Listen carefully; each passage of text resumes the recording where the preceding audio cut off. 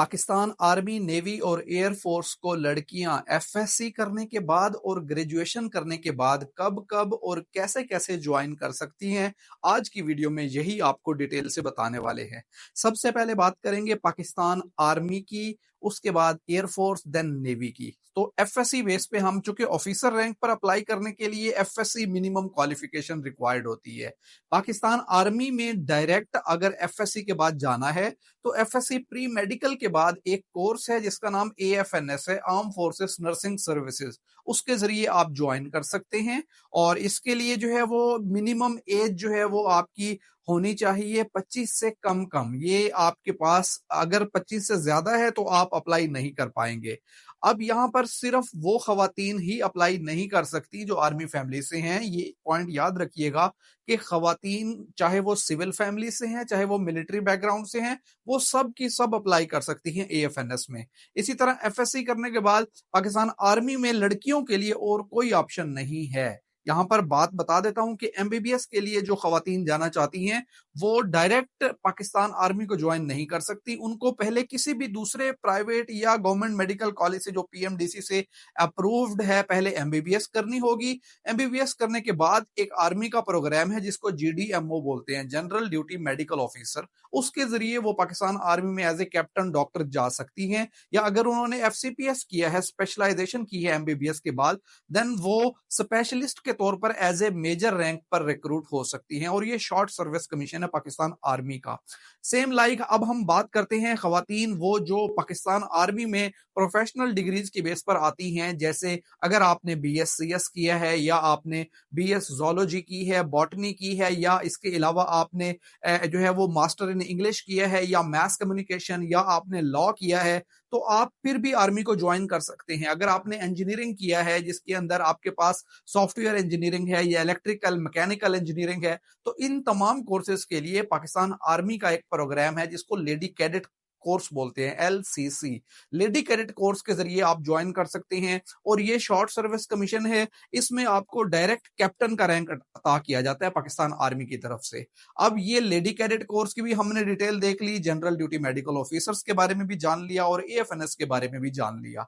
अब हम पाकिस्तान एयरफोर्स की तरफ मूव करते हैं। तो वहां पर एफएससी करने के बाद खवातीन के पास दो ऑप्शन है। अगर तो वो प्री मेडिकल की हैं तो वो अप्लाई कर सकती हैं जीडी पायलट के लिए, general duty pilot flying officer के तौर पर पाकिस्तान एयरफोर्स में रिक्रूट होते हैं।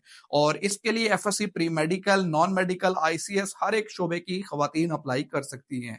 अगर हम बात करें नॉन मेडिकल वालों के लिए स्पेसिफिक एक अलग फील्ड है जिसका नाम एरोनॉटिकल इंजीनियरिंग है, तो उसमें भी आप जा सकती हैं एफएससी करने के बाद। इसके अलावा एफएससी की बेस पर अगर आप अप्लाई नहीं करते और आपने प्रोफेशनल डिग्रीज की हैं तो भी आप अप्लाई कर सकते हैं, लेकिन उसके लिए आपके पास एमबीबीएस की डिग्री हो। जैसे पाकिस्तान आर्मी में जीडीएमओ का कोर्स है एमबीबीएस करने के बाद, इसी तरह पाकिस्तान एयरफोर्स में भी है। जो एयरफोर्स के हॉस्पिटल्स हैं उनमें उनकी एयरफोर्स की ही खवातीन होती हैं जो कि डॉक्टर्स होती हैं और उनको एयरफोर्स की यूनिफॉर्म अता की जाती है।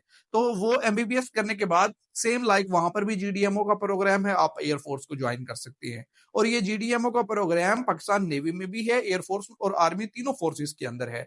पाकिस्तान नेवी में अनफॉर्चुनेटली एफएससी के बाद लड़कियों के लिए कोई डायरेक्ट ऑप्शन नहीं है। अलबत्ता वहां पर दो ऑप्शन है, या तो मैट्रिक बेस पे आप एफएमटी में अप्लाई करें, फीमेल मेडिकल टेक्नीशियन।